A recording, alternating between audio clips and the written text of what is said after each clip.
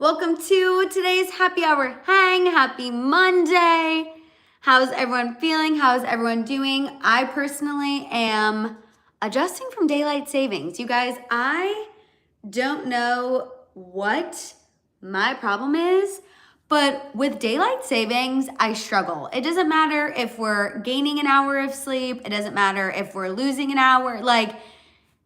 No matter which way the clock is moving, I struggle with daylight savings. It kicks my butt. I feel like it always takes me days to recover, and it's a struggle. I don't know if anyone else feels that way. I don't know why it's so brutal for me, but I just genuinely, I feel like even my eyes, I made sure to put lashes on before today's live because I was looking rough about 30 minutes ago, and I was like, no, we can't not have lashes on. We're already feeling tired. It's already getting dark. It's already dusk, and it's 3:30. What is happening? What is happening? Also, Christy, I want to send you so much love. You guys, please send Christy so much love. I just saw you say my little 9-year-old Yorkie passed away this morning. Christy, I am so beyond sorry to hear that. Sending you love, thoughts, prayers.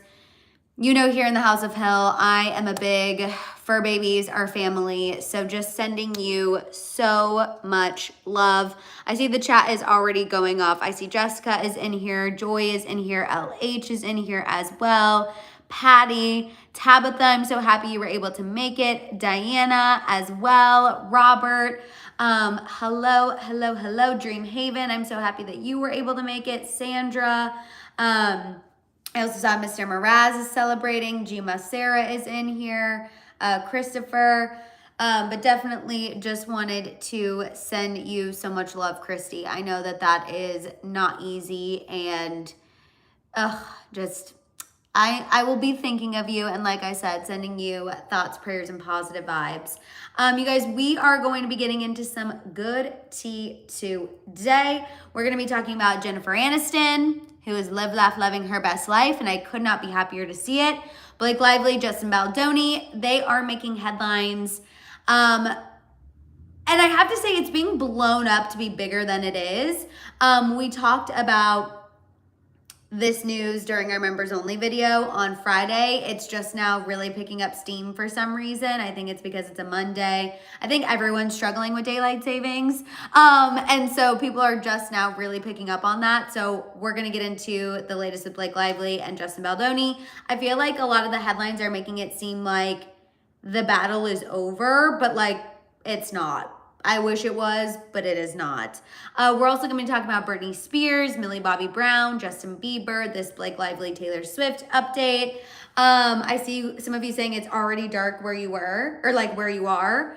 It's the worst. I think we can all agree that it is just the absolute worst. I genuinely don't know what it is, but I hate that it gets dark so early. I am such a summer girl in the sense of I love that it stays dark, I love that it stays light until, 7:30, 8 o'clock. That's my jam. Because for me, I feel like my productivity goes way down whenever it gets dark early, because when it gets dark, my body and my brain say, oh, we should be done working. But when it starts getting dark at 3:30, it's very confusing. My brain and my body do not know what's going on. No, it didn't stop the Dodgers parade today. That's so happy, but also not happy. So very exciting stuff that the Dodgers won the World Series. Yay. We're here for it. We love when, one of our teams wins. So the Dodgers did win the World Series. That is really exciting.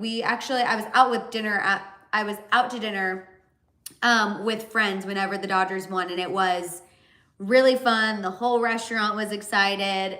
Everyone was just high, positive vibes. Thought that positivity would carry over to Sunday during the Chiefs-Bills game. If you watched that game, unfortunately, it did not carryover, and the Chiefs were not able to pull out a win. So that was really upsetting. Jelani said, oh, when I got off from work and it's dark, depressing. Yes. Or when you get off from work and it's dark, it's depressing. Yes. Literally. I hate it. I do like at least like waking up and it's sunny, but no, this getting dark early, it really is giving seasonal depression, honestly. Travis had a great game. You're exactly right, Irene. Travis had a great game. It was our offensive line not giving Patrick Mahomes enough time to do anything. But no, Travis had a great game. Taylor was not there. Obviously, it was an away game. Also, to the Bills stadium and their fans, I actually was reading a report about this right before going live, not welcoming to the opposing team. So Taylor already having a bunch of security concerns this year was not about to go to the Bills stadium. Not a very welcoming environment. So she was not there. Very fair. I feel like as of late, she's really been only going to home games because of all of the security concerns. It does feel like 11 p.m. Like, yes, 1000%. Also, we have somebody in the chat from Guam. Hi. Hello.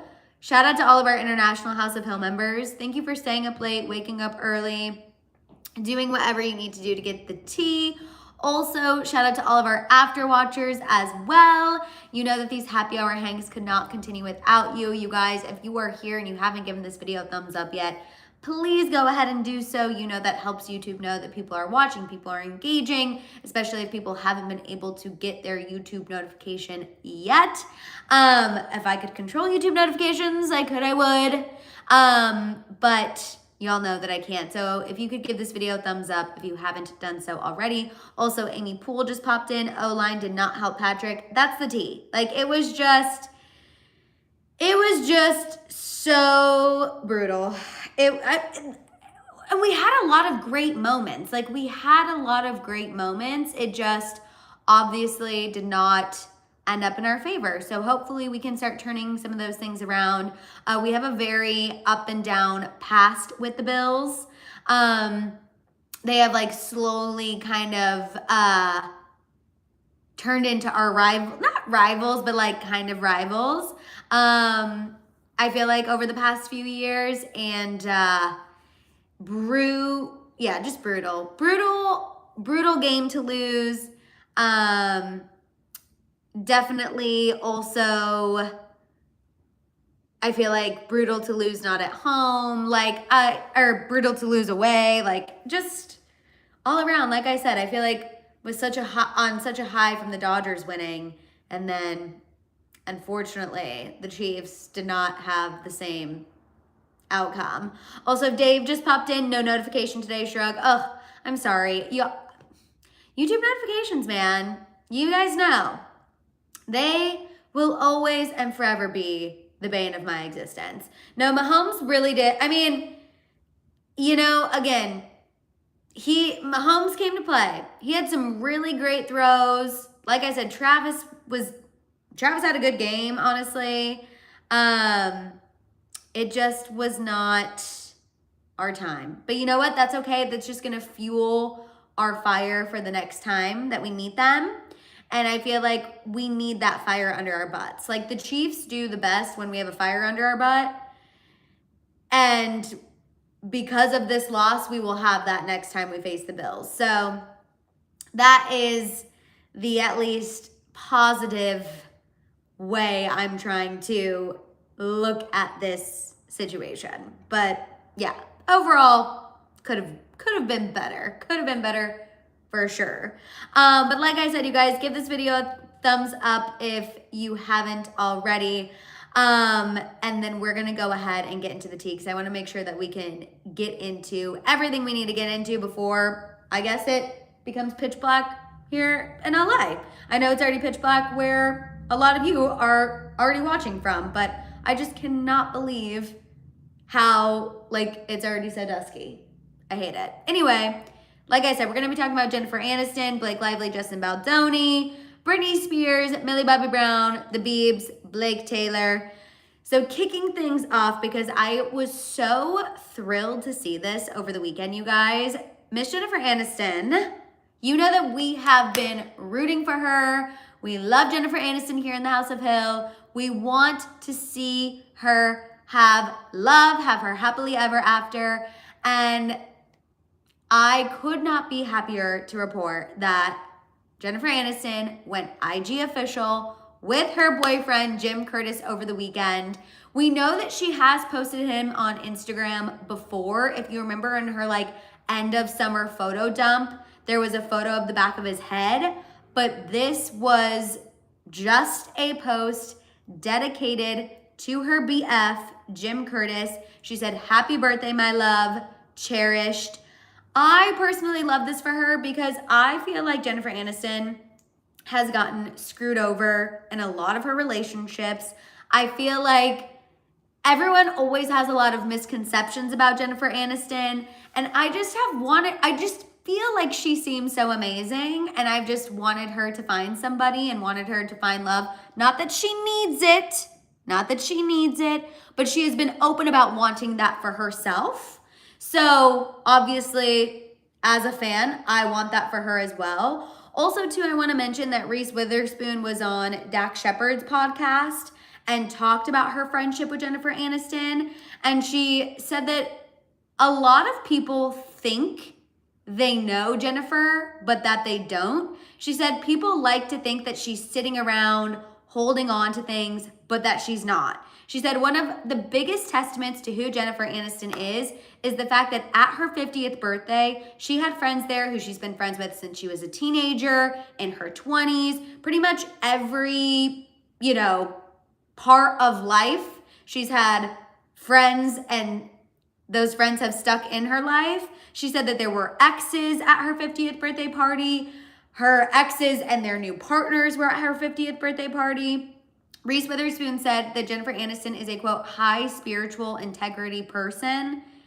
And I don't know. I'm a fan. I was happy to see her go Instagram official with her boyfriend. I think it was Courtney Cox or somebody recently too was talking about her and talking about this new relationship and how happy they are for her, thrilled they are for her, how this is just a great situation for her. And yeah, I don't know. I was just really happy to see it. I love Jennifer Aniston, and I obviously love love.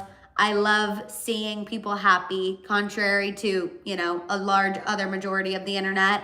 I love when people are in love. I love seeing people happy. So I am just so thrilled for Jennifer Aniston and her BF, Jim Curtis. Again, remember, they've been dating for a little bit, but again, officially posting on social media, as silly as it sounds in today's world and the world we live in, that is the next big step. People know you're dating, and I feel like she did it, honestly, very trendy. We heard she was dating this guy. She did a little soft launch in the end of summer carousel, and then she hit us with the hard launch for his birthday. I guess technically it's not a hard launch if she soft launched him previously. But then she just hit us with the main post. I love it. I'm here for it. I couldn't agree more, Joy. Also, Joy, shout out to your Bears. I know the Bears did win this weekend. That was really exciting for a lot of the Bears fans. I know a couple Bears fans, and I saw them on my Instagram as well, Joy. So did want to shout out your Bears for winning this past weekend. Also, I saw Tamara just popped in the chat, and Becky. Hello, welcome. Okay.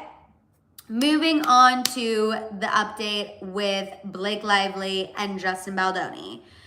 So Justin Baldoni decided not to refile his countersuit against Blake Lively. It has officially been put to rest. So a lot of the headlines are saying Justin Baldoni's contentious legal battle with Blake Lively comes to an end.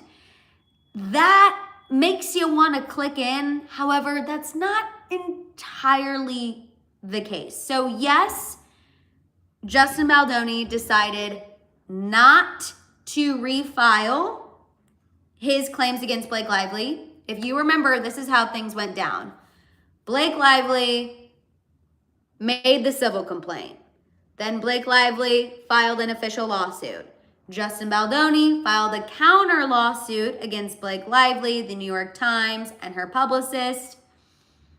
Then the judge threw out Justin Baldoni's defamation lawsuit. He said, nope, this doesn't meet defamation. Try again. If you want to refile, you have to do so by Friday, October 31st. Obviously, that was on Friday. Justin Baldoni and his legal team decided not to refile. However, we still are going to trial, okay? They still are preparing for trial because Blake Lively's lawsuit still stands. All of that is still happening in March of next year. Justin Baldoni still has to defend himself against Blake Lively. So as much as I wish I could sit here and be like, oh my God, yay, everything between Justin Baldoni and Blake Lively is done, it's not. Basically, the latest update is Justin Baldoni decided not to refile the defamation case, which we knew that was going to happen. If you remember, when this case was thrown out, his lawyer said, we're not refiling. We're going to look for another way to go after Blake Lively. So essentially, the deadline passed. Everyone, I guess, remembered the deadline and decided to kind of blow it up to be this big thing. And really, it's just the defamation case. They chose not to continue with it. So like I said, he's still going to trial with Blake Lively. They are going to trial over the allegations that Blake Lively has made against Justin Baldoni. So we will still be having to wait and see what happens with that. That's why there's still going to be depositions happening. We're still going to probably get reports about discovery and certain pieces of evidence that both sides are finding. Because again, that trial is ongoing. Justin Baldoni, he just, again, if you want to say, has suffered a loss because his defamation lawsuit was thrown out. He chose not to refile. So now that is completely done. Now, the only course of legal action Justin Baldoni can take against Blake Lively is fighting her during trial next March, unless Justin Baldoni's lawyers come up with some other way to come after her, which that was the last we heard. Brian Friedman said, you know what, this defamation case, okay, yeah, this is this is thrown out, but we're going to find another way to come after her. We'll see if they end up doing that. I want this to just be over. I don't even want the trial to happen anymore. I feel like we're all so over it. But I get that Justin Baldoni wants to defend himself against the allegations that Blake Lively has made. But I'm just like, I don't know about you all, but I feel so over the whole thing. Like, maybe it's the daylight savings. I don't know. But I'm just like, oh my gosh, I can't believe we still have to wait. And think about it, the trial starts in March. Like, it's probably at least going to be 6 to 8 weeks long. You know what I mean? I'm telling you. I'm with you, Robert. Wake me up when this ends. Wake me up when September ends. Name the song. But I just, yeah, I feel like it's being positioned to make it seem like it's over, but it is not over. And Blake Lively still wants Justin Baldoni to pay for her legal fees that have accrued over all of this. Like, it's just still very much a thing. I'm dying. Jonna said this feels like a bad hangover. Literally. I'm sure his bank account is over it too. I mean, these legal fees have got to be insane. Insane. Betty said Friedman was all talk in the media, but in court, he's a failure. Yeah, I mean, like I said, a lot of people are seeing this as a loss. I feel like you're on that team, Betty, for sure. Joy said, I want Blake's proof. Maybe he'll go after her when they're done with that trial. I think it's disgusting. Green Day. Thank you guys for catching that song reference. But yeah, still very much ongoing. Still, we'll have to wait and see what happens. But I just wanted to definitely clarify the update because, again, I feel like the headlines were giving kind of like false hope that this whole thing was over, and it's not over. Just really over on, I guess really the only thing that's over is Justin Baldoni's legal countersuit of Blake Lively. But these two are still gonna duke it out in court. So to me, that doesn't feel over. But let's go ahead and move on. And sorry, I was laughing at Robert.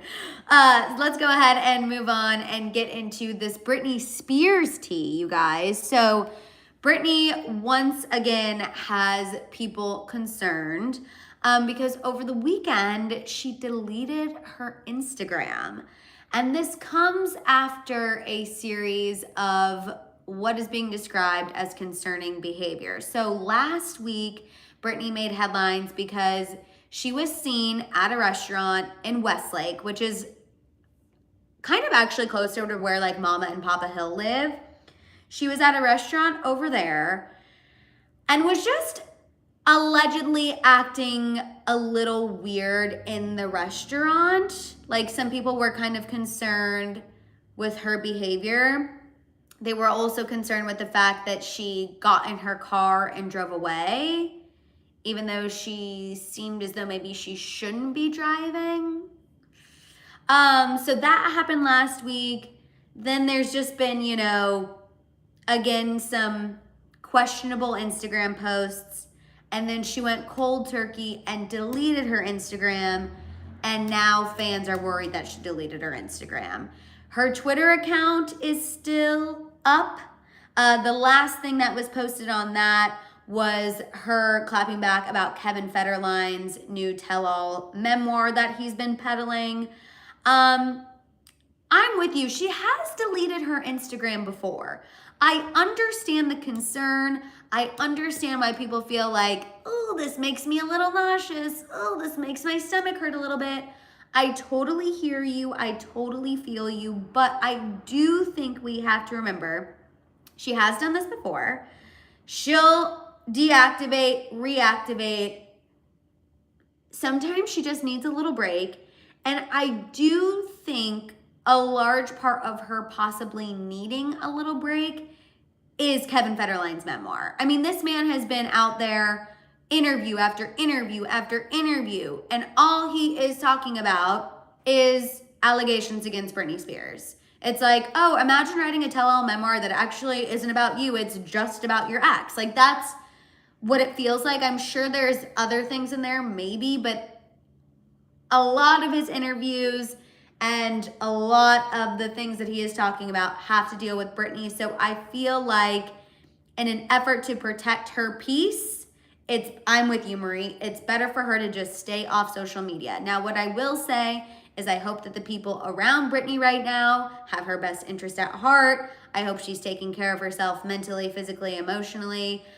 I always, every time we talk about Britney, say, I wish nothing but the best for her. I wish her nothing but prayers and positive vibes.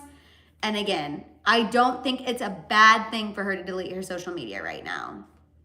Like, she doesn't need to be saying what this man is saying. Honestly.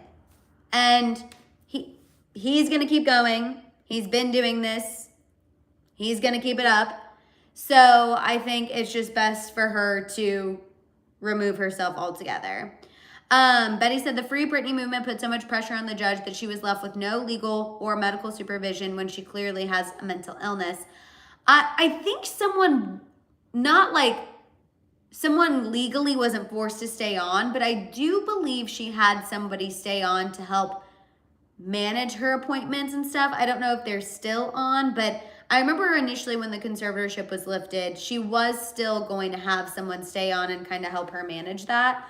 Whether or not that's still happening, obviously, we don't know. You know, and I don't want to make any assumptions. That's why I just always say, I hope nothing but the best for her, truthfully. Obviously, the posts we've seen are not always the most positive. Hearing that she was acting erratically at a restaurant and then got in her car and drove off, we don't love. I do know the restaurant owner tried to speak out and say, You know, I thought she was fine. She was polite. She was gracious. She was very kind to the staff. Like, I appreciate that restaurant owner, like, going to bat for Britney and kind of combating a lot of that negative narrative out there. But at the end of the day, you know, it's just, it is such a tough situation for sure. So just continuing to send Britney love, light, prayers, positivity, y'all. That's all we can do. Again, I think she'll reactivate. I'm sure she'll come back. But I think she deserves to take whatever time she needs, honestly. But let's go ahead and move on and get into this Millie Bobby Brown news from today. So Millie Bobby Brown is, I would say this is kind of like the biggest story from today. This is making a lot of headlines. It's getting a lot of pickup. The Daily Mail were the first ones to report on this.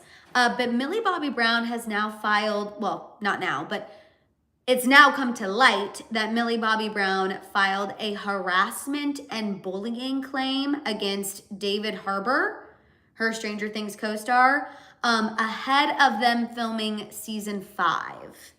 So this is getting a lot of pickup because, in case you've missed it, you've not been keeping up with it, David Harbour has been getting a lot of negative attention lately. And this is in large part due to his ex, Lily Allen. She recently put out an album where she has, I mean, laid out on the line all of the things David Harbour put her through in their marriage. She really put out a lot of details about, I mean, he had an affair. Allegedly, but also he had an affair. And Lily Allen did not hold back when singing about her perspective of this extramarital affair in her new album. So because of that, there's been a lot of negative attention on David Harbour. I feel like other people have come forward and kind of talked about their experiences with David Harbour. There's just been a lot of stuff about David Harbour. And now the news hit today that Millie Bobby Brown had previously filed a harassment and bullying claim against him before they filmed season 5. We don't know what the exact allegations were. All we know is that there were, quote, pages and pages of accusations. This report was very long, very detailed, very intricate. Apparently there was an investigation that went on for months. Nothing allegedly came from the investigation, but Millie did have a representative on set while filming season 5. Now, full disclosure for me, I stopped watching Stranger Things after season 1. It got a little spooky for me. It was like too scary for me to watch by myself, and so I just like never picked back up on it. But for those of you who don't know, David Harbour plays 11, Millie Bobby Brown's like adoptive father. So they've done interviews before where they've talked about how they have this like father-daughter dynamic.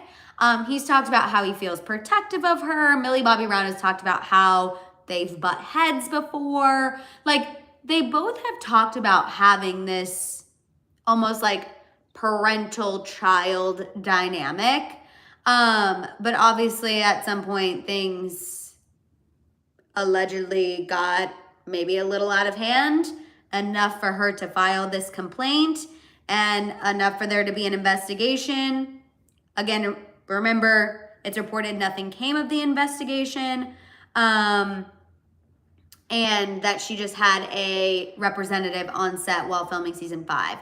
I know it does, the father-daughter, father-child thing sounds weird, but like when he would do interviews, he would say, you know, he just feels protective over her because she got famous so young. She was 11 when the show started, and coming at it more from that standpoint. And again, she's talked positively about him previously, and then at some point it felt like it did kind of have a little shift. Like she talked about how they would butt heads off set and they would kind of channel that energy into their fighting with their characters. Yeah, I don't know.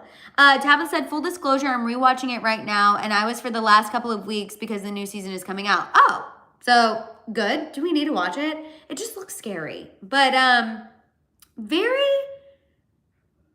butt heads about no specifics. Just, you know, I guess like normal older person, younger person stuff. I don't know. Maybe it's like he left his crafty out or something. I don't know. But that's just what they would talk about when it came to like their offset dynamic versus onset dynamic.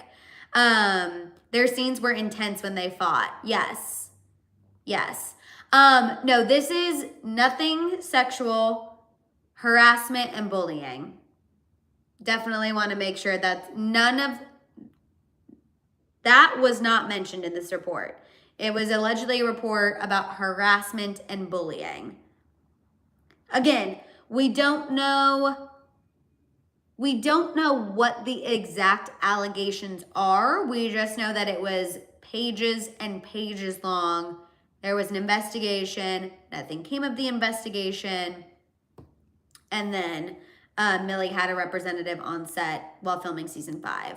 I feel like Stranger Things, the start of it, towards the end of it, so much life has happened for these people. Like, it's been insane. So I know it's the final season. I do wonder if anything else will come out of it. But this has kind of been the biggest, I feel like, story of today, given everything that happened with David Harbour, Lily Allen, and now to have this come out. Definitely a lot of negativity for David Harbour. So definitely side-eyeing this man if I wasn't side-eyeing this man already. But let's go ahead and move on and get into the Justin Bieber of it all. Then we're going to end with a little Blake and Taylor. So Justin Bieber, you guys know, he is in his Twitch live streaming era. He has been live streaming on Twitch, which we did talk about, hi Kelly, a little bit last week. You guys know I said I think this is a great PR move.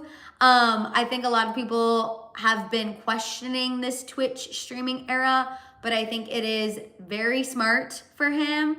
I think it's a great way for him to connect with his fans. I think it's opening him up to a new audience. I can see why it feels weird. I think the only possible negative side is like him being live could open him up to say things that cause people to take a step back, which has already happened. He made some interesting comments about what he thinks adultery is and infidelity is in relationships. But overall, I think him streaming on Twitch is a good business move for Justin Bieber. Also, I want to, do you turn off your live chat once the video goes up? As an afterwatcher, sometimes I can't see the live chat. No, I never turn off the live chat.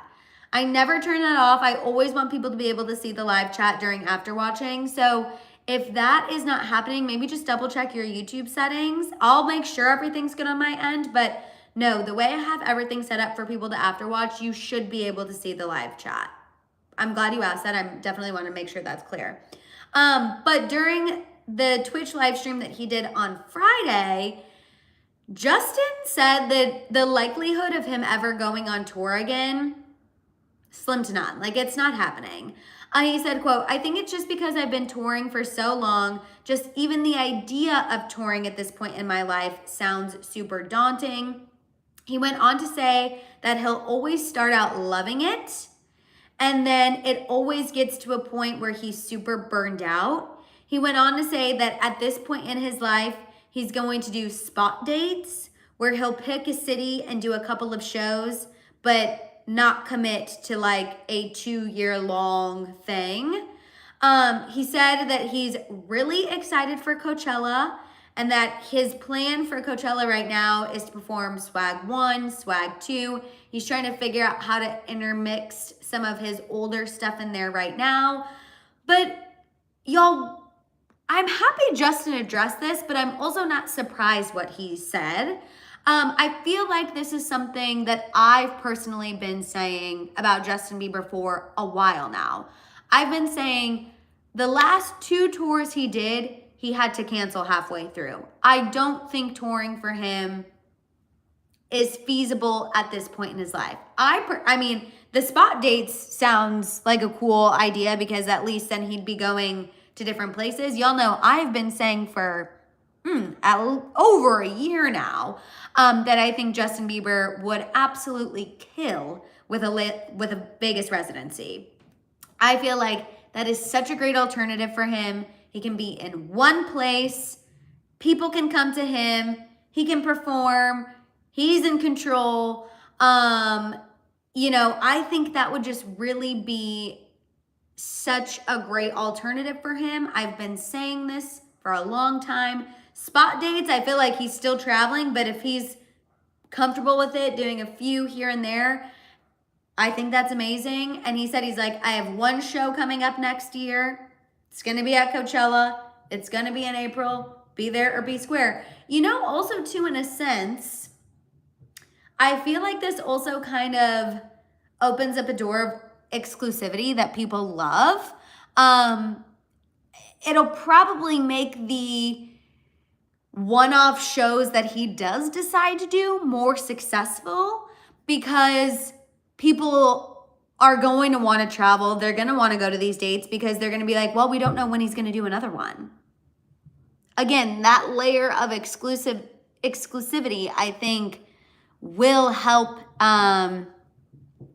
his shows and whenever he does decide to do shows be more successful.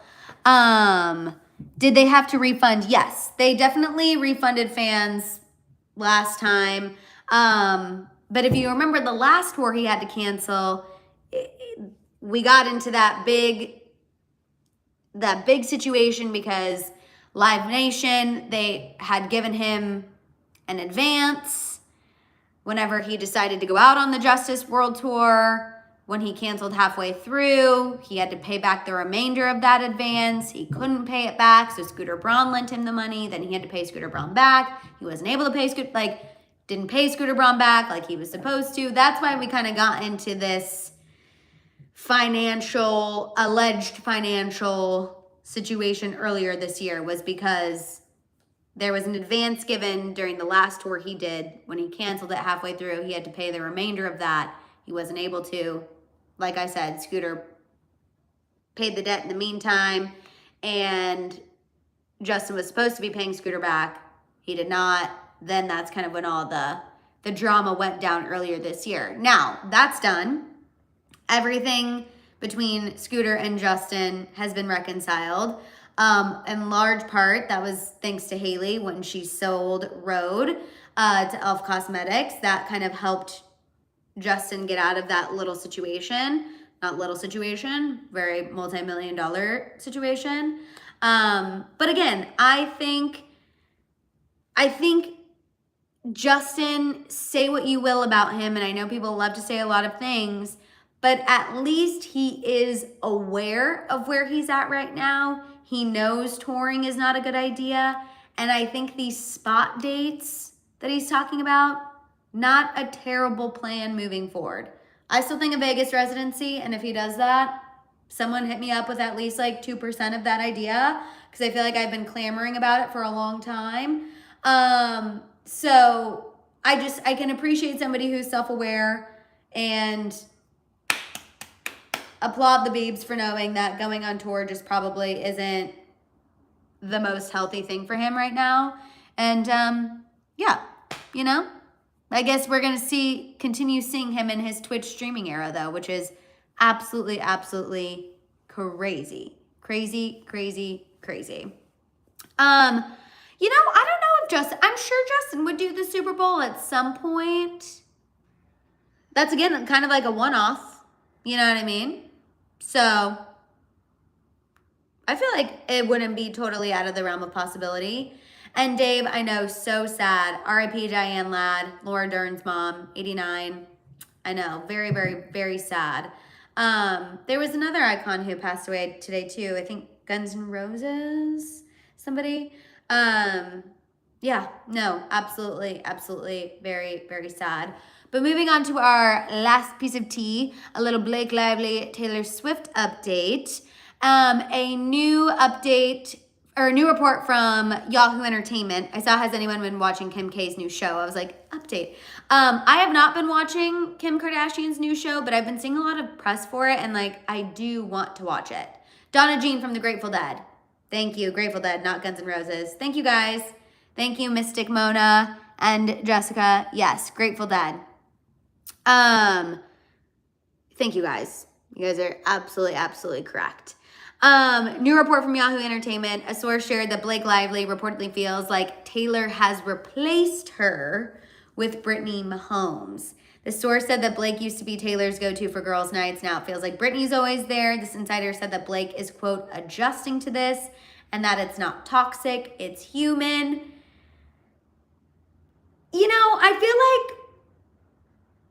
like this is a human thing. Honestly, whenever you kind of go through a friendship transition and then you maybe see that friend kind of having a new right-hand person, or see that friend have somebody new kind of slip into doing all the things you used to do, I can understand how that might feel a little weird, take some adjusting, some getting used to. So I will say I think that is a human thing, that is part of the human experience.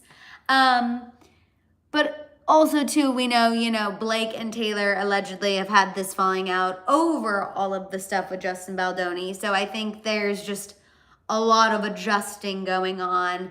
And again, I think also too, a lot of the reports have now, like, there's also kind of been this theory that maybe Blake and Taylor haven't had as bad of a falling out as people thought. Regardless, when it comes to Taylor Swift and Britney Mahomes, they're going to be close. Travis, their partners are best friends. Their partners are in business together. They're going to be close. Like, it is not a surprise to me that Taylor Swift and Britney Mahomes are now doing a lot of things together. Again, Travis and Patrick are close. I think it's natural that if Taylor and Britney get along, they are going to be close, and that's what we're seeing. Like, we're seeing these two hang out all the time, do a lot of things together, because I feel like their friendship has just naturally progressed. Now, if you would have asked me 4 years ago if I ever would have thought that Britney Mahomes would be besties with Taylor Swift, I would never have predicted this. Never, ever, ever have predicted this. It's actually still sometimes like kind of crazy for me to see. Like, when I see that Taylor Swift is having dinner in Kansas City at Patrick and Travis's restaurant, like, sometimes I'm still like, what is life? Like, this is crazy. But that's the world we live in now. You know what I mean? Like, now we just live in a world where Britney Mahomes and Taylor Swift are besties. And I don't think it's ever going to be something that my brain fully computes. But I love it. Like, I mean, I love the Taylor Kansas City connection of it all. You know what I mean? Like, I think for me that'll never get old, you know? I did not go to 1587 when I was in Kansas City. So the last time I was in Kansas City, it was not planned, and it was just a quick, like, we spent the night there in order to fly out there the next day. But we are going to Kansas City for Mama Hill's birthday, and I would love to try to go. I really want to try to go. It is apparently, like, you guys, it is the hardest reservation to get in Kansas City right now. Apparently it's like all wait list. They go through and pick people from the wait list. It's like the Hunger Games to get a reservation at 1587 in Kansas City. So I definitely want to try to go.